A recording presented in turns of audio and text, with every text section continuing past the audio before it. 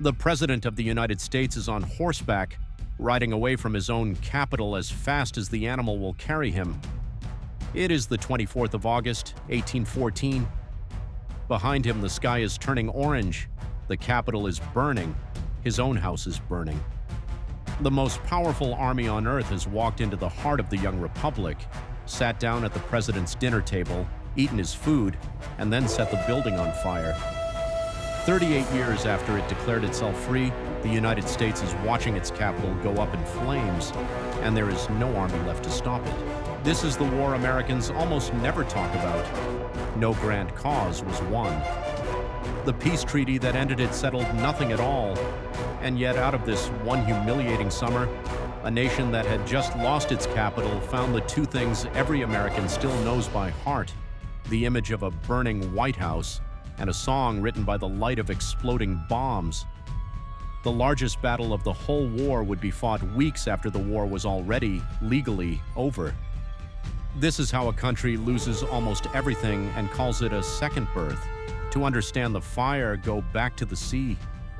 For years, British warships had been stopping American vessels on the open ocean, boarding them and dragging sailors off at gunpoint, claiming they were British deserters, whether they were or not.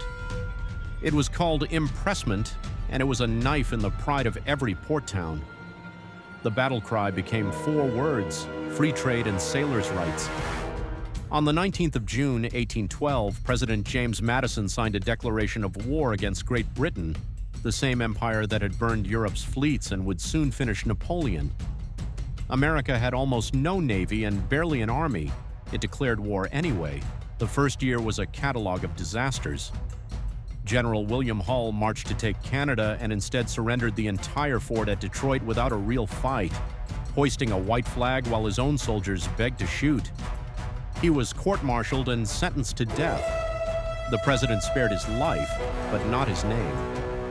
On the frontier, the Shawnee chief Tecumseh had built a confederacy to stop the settlers, and the war swallowed him too. On land, America was losing almost everywhere it fought, but at sea, something strange happened. A single American frigate, the Constitution, met the British Guerriere off the coast and tore her to pieces in half an hour. Sailors swore they saw British cannonballs bounce off the ship's oak sides and drop into the water. They started calling her Old Ironsides. She is still afloat today, the oldest commissioned warship in the world. For a country losing its forts, those few victories on the water were the only thing holding its head up. Then in 1814, the ground shifted. Across the ocean, Napoleon fell. Suddenly, Britain had thousands of hardened veterans with nothing left to do in Europe, and it turned them west toward America. A fleet under Admiral Cochrane sailed into Chesapeake Bay carrying 4,000 of those veterans under General Robert Ross. Their target was written plainly on the map: Washington and then Baltimore. The young capital had almost nothing to defend it but militia, farmers and clerks who had never faced a professional army. They met at Bladensburg, 6 miles from the city, on the 24th of August. It was less a battle than a rout. The American militia broke and ran so fast that the day earned a mocking nickname: the Bladensburg Races. The road to Washington lay wide open. The president, the cabinet, the whole government fled into the countryside. General Ross marched into the capital of the United States without a shot fired against him. What happened next is remembered because of one woman who refused to run in time. Dolly Madison, the president's wife, stayed in the house as the enemy closed in, long enough, by her own account in a letter to her sister, to have a full-length portrait of George Washington broken out of its frame and carried to safety. Then she fled. When the British officers arrived, they found the president's dinner still set out on the table. By the record, they sat down and ate it. Then they piled up the furniture and they burned the house, the Capitol, the president's mansion, the public archives, nearly every government building in the city. Only the patent office was spared. The next day, a violent storm, some said a hurricane, swept through and helped put out what the fire had started. The capital of the United States was a field of smoking ruins. The British turned north toward Baltimore, a bigger prize and a richer one. But Baltimore was ready. On the way, a sharpshooter killed General Ross himself, and guarding the harbor stood a star-shaped stronghold, Fort McHenry. To take the city, the British fleet first had to break that fort.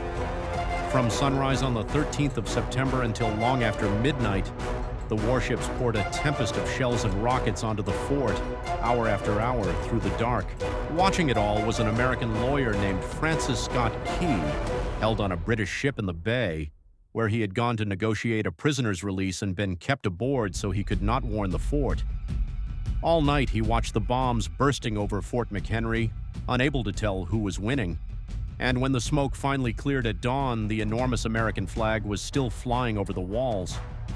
The fort's defenses, by the record of the day, were as strong as when the shelling began. The British, baffled, simply stopped and sailed away. Key, still on the enemy's deck, scratched out a poem about a flag that survived a night of fire. We sing it before every game and every fight. The bombs bursting in air were real, and they burst that night over that fort. But the strangest chapter was still to come, far to the south. On Christmas Eve, the 24th of December, 1814, in the city of Ghent in Belgium, American and British commissioners signed a Treaty of Peace. Here is the part they don't put in the songs. The treaty settled nothing. Not one of the issues the war had been fought over was even mentioned. Impressment, the thing that started it all, does not appear in a single line. The borders went back exactly to where they had been. On paper, tens of thousands had died to return to the starting position, and no one in America knew.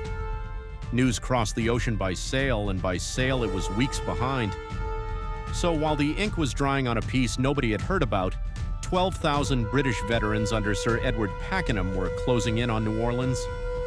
Standing in their way was Andrew Jackson, a hard, half-sick lawyer turned general who declared martial law and threw together the strangest army in American history. Tennessee and Kentucky riflemen, free black militia, Choctaw warriors. And, by the record, the pirates of Jean Lafitte, pardoned for the occasion. Jackson set them behind a low wall of mud and cotton bales and told them to wait. On the morning of the 8th of January, 1815, the British veterans advanced in tight red columns across an open field. Behind the wall, the American riflemen simply did not miss. In under half an hour, it was over. Column after column was cut down where it walked. General Pakenham was killed leading the charge. When the smoke lifted, 700 British soldiers lay dead, 1,400 more were wounded, 500 taken prisoner. On the American side, 8 men killed. 8. It was the greatest land victory the United States would win in the entire war, and it was fought 2 weeks after that war had legally ended, for a peace that had already been signed across the sea. When the news of the treaty finally arrived, Americans didn't read the fine print. They didn't notice that nothing had been won. They remembered New Orleans. They remembered the flag over Fort McHenry. They remembered that they had stood up to the empire that ruled the seas and were still standing. People began to call it the Second War of Independence, not because it changed the map, but because it changed how the country felt about itself. It changed some men more than a map ever could. Andrew Jackson walked out of that field a national hero and rode that fame all the way to the presidency and later to the signing of the law that drove the Cherokee and the Choctaw off their land on the Trail of Tears. The same rifles that saved New Orleans would be turned on the very nations who had fought beside them. That is the shadow the anthem never mentions, and the real losers were never on the treaty at all. Tecumseh was already dead, his confederacy shattered, the last serious hope of the native nations to hold the interior gone with him. The war between two empires was fought, in large part, across land that belonged to neither of them, and when the two sides shook hands at Ghent, the people who lived on that land were not in the room. So here is what we sing about, without quite knowing it: a capital reduced to ash, an anthem born from a single night of bombardment, a final magnificent battle fought for a peace already agreed.